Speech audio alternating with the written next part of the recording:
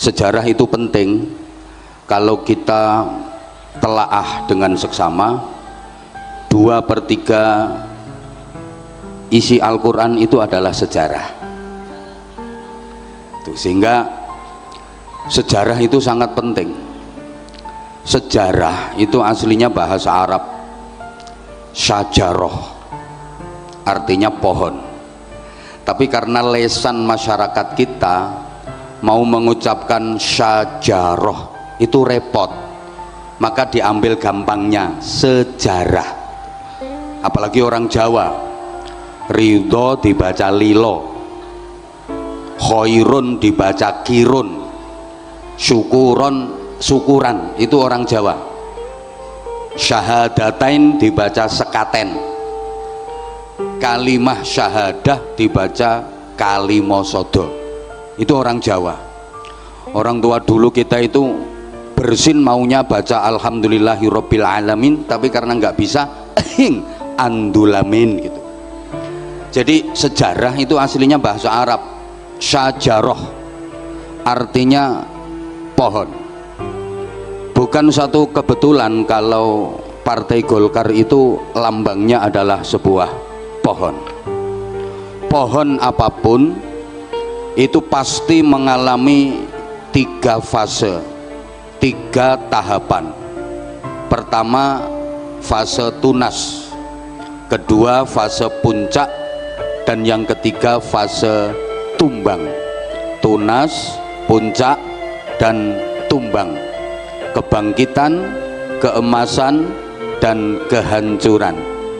Perintis, penerus, dan pewaris.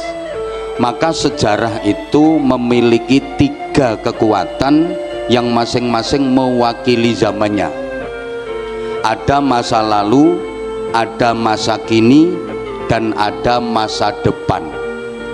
Dulu, sekarang, dan nanti. Telah, sedang, dan akan. First time, present time, and next time. Masing-masing ada wakilnya.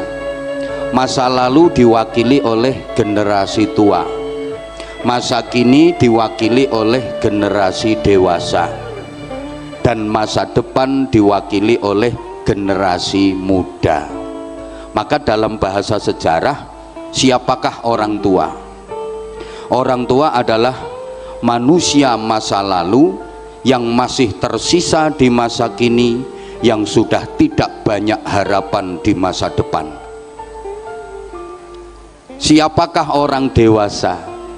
Orang dewasa itu manusia masa kini yang sudah mulai lupa dengan semangat dan idealisme masa lalunya, tapi juga sudah tumpul kalau diajak bicara soal masa depan. Sedangkan anak muda itu siapa? Manusia masa depan yang sudah hadir di masa kini, tapi belum banyak beban dan pengalaman di masa lalu. Masing-masing ini punya karakter. Orang tua suka bernostalgia, orang dewasa sibuk dengan realita, sedangkan anak muda akrab dengan idealita.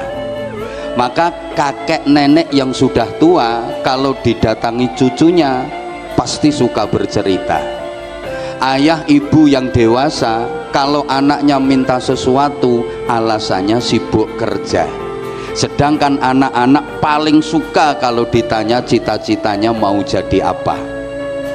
Tokoh tua sibuk menulis biografi. Tokoh dewasa sibuk berprestasi, menduduki kursi, memperebutkan posisi, negosiasi, koalisi, dan korupsi. Sedangkan anak muda pandai berorasi, rajin demonstrasi, dan ahli caci maki. Ini bahasa sejarah.